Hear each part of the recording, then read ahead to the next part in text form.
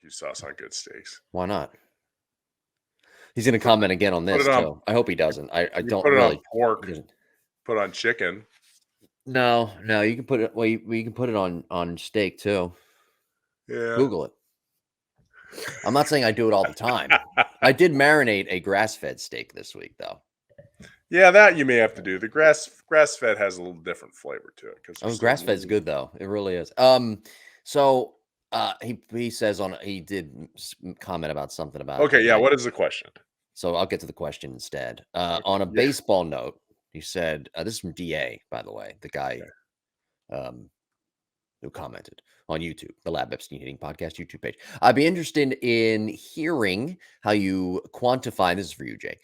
I'd be interested in hearing how you would quantify a quality at bat, say for a youth player 13 to 15. So I'm guessing DA has a kid who's 13 or between 13 and 15. This is a great question. Is that something you even track? So again, how do you quantify a quality at bat for a youth player 13 to 15? Is that something that you could even track? Great question from DA sent to us via our YouTube page. I got the episode 130 actually on my screen right now as I'm looking at you, and we look great. Oh, good.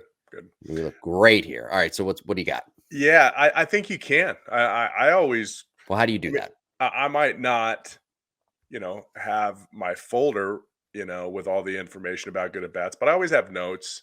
I have notes, with my own kid that we can refer to days later, kind of we could walk through again if she's open to it. I'm not going to force that because a wall could go up really quick. But hey, let's walk through the at bats. For instance, if that player came up to bat and the first player of the inning, made an out on the first two pitches or the first pitch, something like that, and then your son or daughter goes up and swings at the first pitch. Okay. Whether she puts it in play or not. Okay. That's a learning experience. So I don't know if I'd call them quality at bats, but I'd call that a learning experience. Okay. We probably shouldn't have swung at that first pitch, right? We don't want that pitcher to get out of the inning early. Depending on what part of the game it is, that's big too. Maybe there's runners in scoring position. I might want to be more aggressive. So a quality at bat in terms of seeing a lot of pitches, I'm not going to see a lot of pitches. I got runners in scoring position.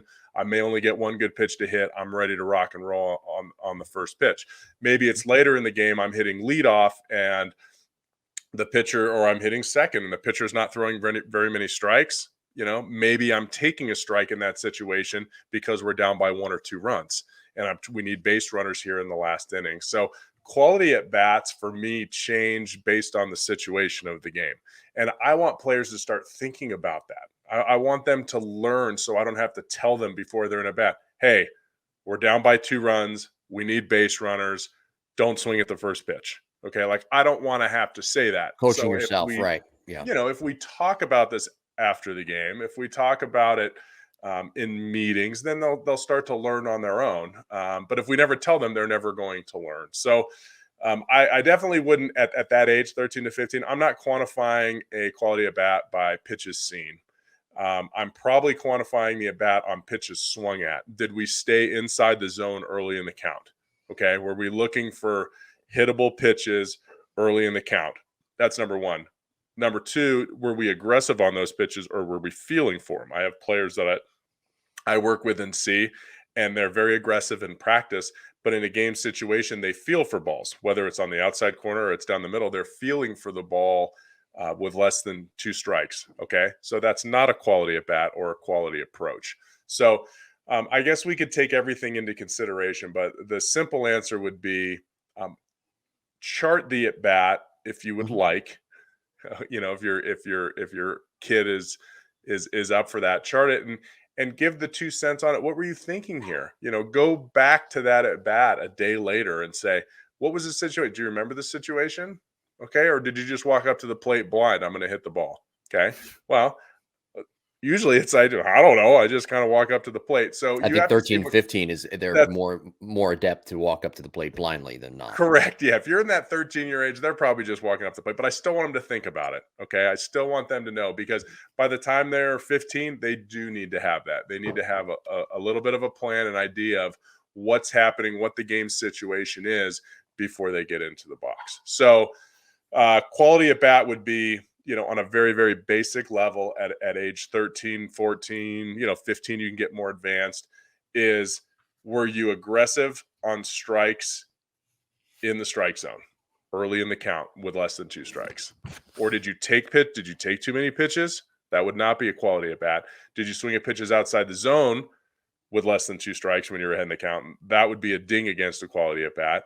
Or did you stay within your zone and you stayed aggressive? Boom. Those are two things that you can really quantify in an easy, quick way and share that with your player. Thinking, I wrote something down here. Maybe that should be an upcoming topic for an episode. Yeah. Quality at bats at each level. Quantifying quality at bats at each level. Yeah. Writing that down.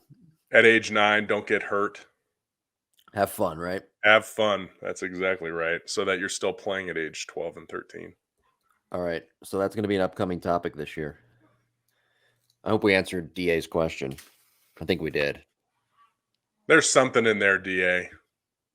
Email us, jimbopodcast21@gmail.com if anybody has any questions. Also, you can just, you're listening on the podcast side, audio, you can just, reverse it, right? 30 seconds, rewind. So it's got to be, there's something in there. If you missed it, you can just rewind. That's the good thing about podcasting. That's why it's, better than radio, because you can just rewind. That's right. I don't have to continually recap what we're talking about, which is good.